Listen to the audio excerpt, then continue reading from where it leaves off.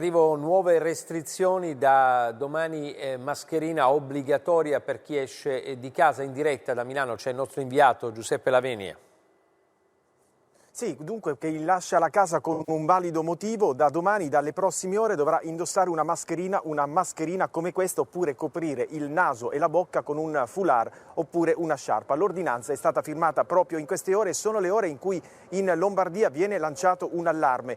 I controlli sulla mobilità hanno evidenziato una presenza eccessiva di persone, un più 2% rispetto ai giorni scorsi, significa migliaia di persone sulle strade, sulle piazze lombarde senza un valido motivo. Ecco perché dai prossimi giorni, in particolare dal lunedì, saranno intensificati i controlli. 180 persone in più, 180 persone in divisa della polizia locale che affiancheranno nell'opera di controllo polizia, carabinieri e finanzieri. L'appello ai lombardi in queste ore è: non vanifichiamo gli sforzi e i sacrifici che abbiamo fatto e che qui hanno prodotto un risultato, cioè il contenimento dei contagi. E da Milano è tutto.